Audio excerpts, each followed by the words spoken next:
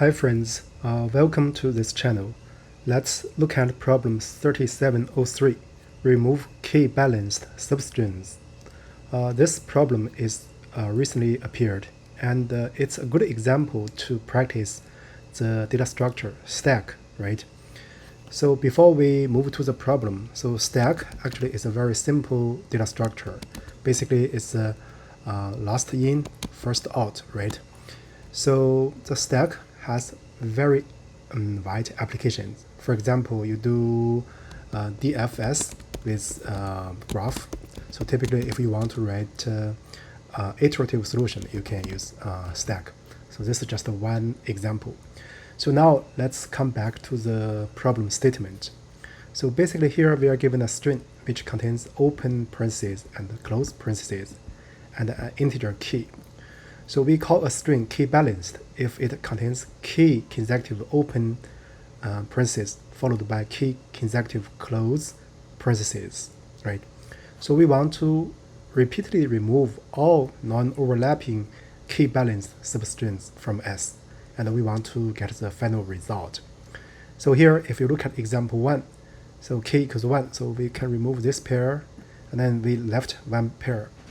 Then we remove the left pair, so we get an empty string. Well, in example 2, so k equals 1, you can remove this part, and then you get two open parentheses. This is the second example. For the third example, k equals 3, right, you can remove this part, but not further. So this is the output. So here the constraints are the following. First, the length can be as long as 10 to the power 5.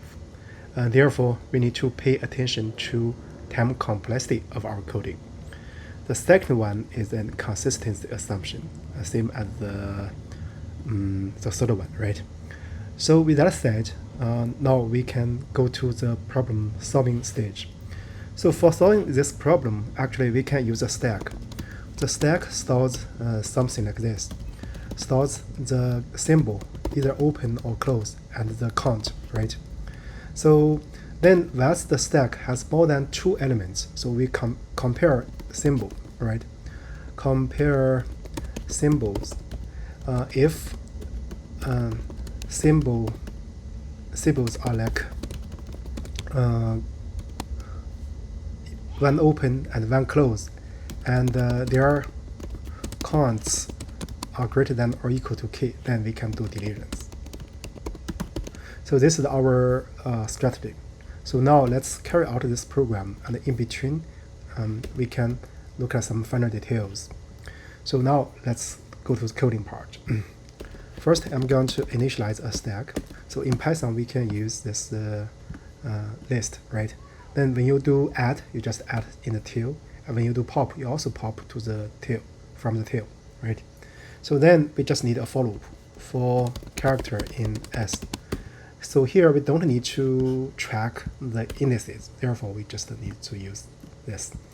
So then we want to first add the character to the stack. So let's see how to add it.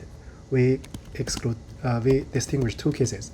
First, if not stack or the stack top element, so the symbol is different from the character.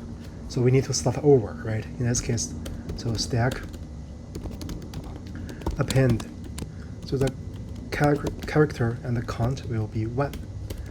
All the other cases, the stack is not empty, and the top element corresponding to the symbol, which is the same as the character. So we need to increment, right? So we will not care about the character because it should be the character here. So we do stack pop, right? Then stack append. So we push this character add count plus 1 into the stack, right? So this is just a stack operation. Now let's do deletions. So when we do deletions, we need this case. The stack length is greater than 1. In other words, at least 2. So we can write like greater than or equal to 2, right? So in this case, when should we do deletions? First is stack the -2. The symbol is the symbol like this, and stack top element, the symbol should be a closed. In this case, only in this situation, we can consider deletion, right? So now we get the count of open parentheses and the count of closed parentheses. The stack -2, 1, right? And the count close that will be stack -1 and 1, right? So when should we do this deletion? So when count open is greater than or equal to k, at the same time close is also greater than or equal to k. So in this case, so we should consider deletion. So we can first pop this thing because we have already retrieved this 2, right? So we can just pop. So now let's consider the deletion. So if count open, so minus k is greater than 0. So after the cancel, we need to put things back. So we need to first put back count, right? Open, that is stack append. So the tuple corresponds to open, right? So the count will be count open minus k. This is the one. So also we do another check. If count close after the deletion is still positive, so we do append.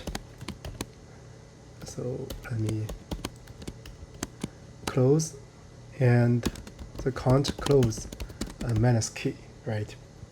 So this way you will get the final status of the stack after you do deletions. So now you prepare the return.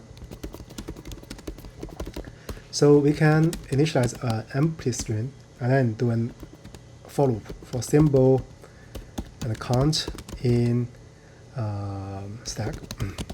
Then the result will be incremented by symbol concatenated, right, by this count. And then finally we just need to return the result status. So we can first do a test and then do several comments. It passes the test cases. Now let's look at the generic case. Yeah, it passes all the cases. So now one thing you can do for this test examples, you can print out the stack information. So so here I print the final status, but if you try to print here inside this for loop, you are going to look at the final details. So, but here for us, due to the simplicity of the logic, we can just print the final status. For this one, the stack will be empty, right? So you return empty string. So for this one, the stack will be this 2. So open parentheses with count 2. So it's going to be open parentheses with count 2. For the third example, you are going to have 6, right? So 1 open, 1 close, 1 open, 1 close, same third pair, right? So for this one, so you can delete nothing. So therefore you have 3 opens and 1 close, right? So that's basically this comment. So now I want to comment on the stack data structure. So there are many problems in LeetCode which can be addressed by stack. So for example, the tree traversals, binary tree or graph traversals, right? Or some problems related to grid. So in a 2-dimensional array, so for example, you want to get the number of routing potatoes, you get the number of cells you can reach from one set.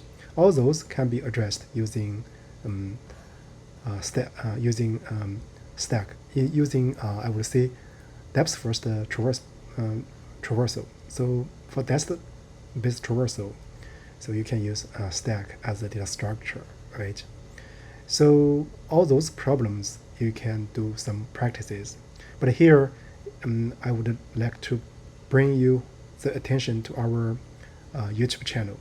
So in our YouTube channel, we have more than 20 playlists corresponding to different types of problems from LeetCode.